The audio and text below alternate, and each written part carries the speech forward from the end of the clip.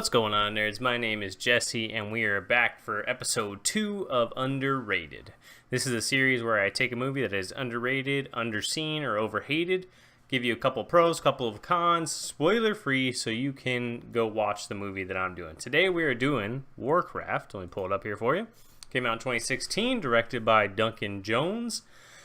Couple of things about this movie. It's a video game based on the popular video game Warcraft or World of Warcraft, which came later.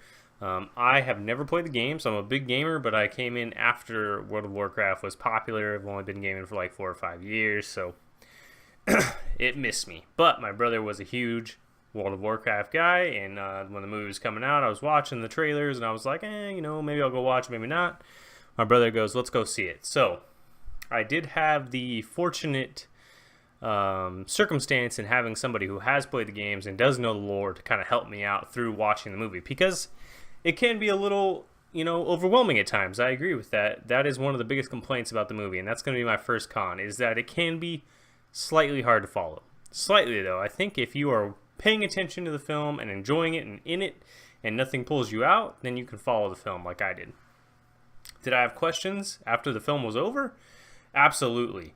And a couple of Google searches to answer a couple of questions, it's not a bad thing about a movie. You don't have enough time to go into everything super deeply. So it's not a big complaint for me, but it is a con, and I do hear why people say that. The second con that I would put in there is the storyline can be a little slow at times. There's so much going on that the slow moments feel extra slow because you're trying to catch up on everything that's happening. The film is going very fast, and then it just breaknecks in certain points of the film and really slows down. So that's the second con. It's not really a big deal. I think the film got too much hate on IMDb. It's 7.5 out of 10.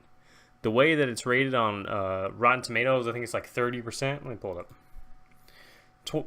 28%. That's ridiculous. If it gets a 71% audience score, 28% critic score, I do think critics went a little too harsh on this film personally. I'm going to give you some of my favorite pros of the film. Number one is I really enjoyed the characters. I thought the character depth in the film was great. I think it's one of the best parts about the film, even though it is a lot of characters. If you're in it, if you're watching this film and you're really into it, you're going to figure out what everybody does, who's everybody's names, what they do, what's their purpose in the plot. And I want to say very, very high shout out to Travis Fimmel, who plays Lothar. I think Lothar is the best character in the film, right next to Khadgar. Khadgar is also really awesome. They're like a duo in the film. Spoiler free here for you guys. But those two characters are my favorites. And I think that they are a good set of two to root for, and they really give you something to be into the film. And they're there early, and they're there from the beginning to the end, even throughout the whole different storylines. My second pro,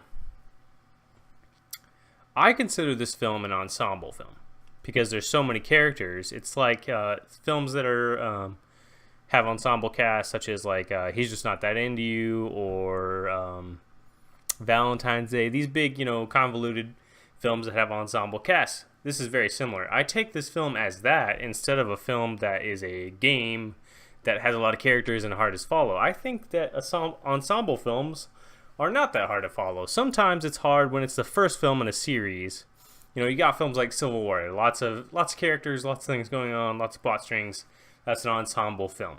But since there's been so many prior singular films, that bringing them all together is not as bad. It's not as hard to follow for the average audience member. I do think that they took a creative choice in this film to not dumb it down and not try to hold your hand too much through the film. That's why some people say it's hard to follow. Well, if you're really paying attention, if you're really enjoying the film, it's not that hard to follow, in my personal opinion. So that's the second pro for me, is I like ensemble films. I think this is an ensemble film for me. Number 3, the CGI is incredible.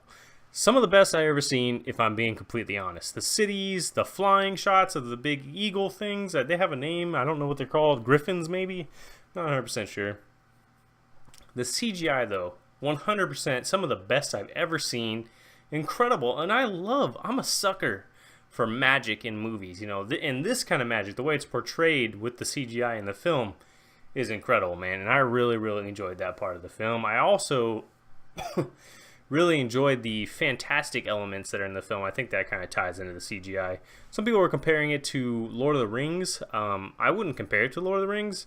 I don't think they're very similar. It's not a quest movie.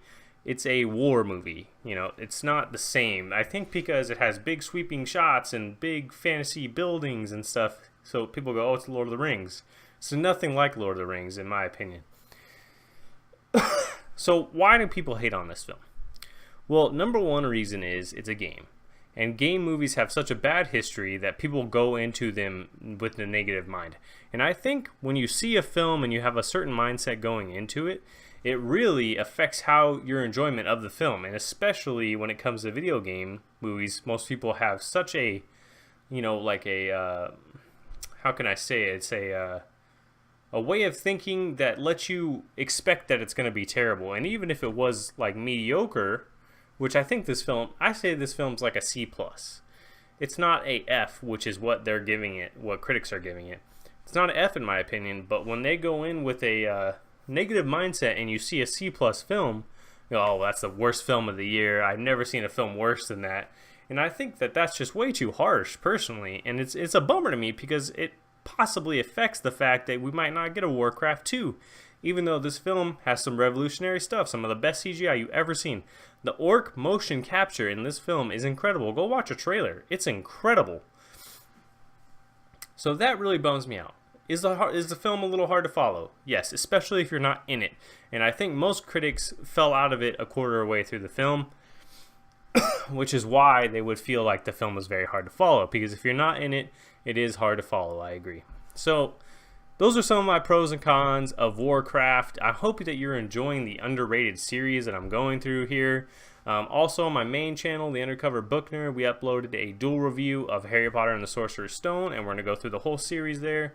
So if you want to see that, please feel free to subscribe to my main channel, The Undercover Book Nerd. I'll put a link in the description below.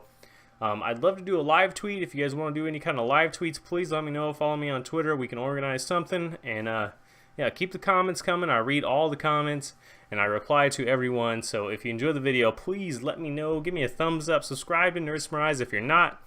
And I'll catch you guys on the flip side. Later.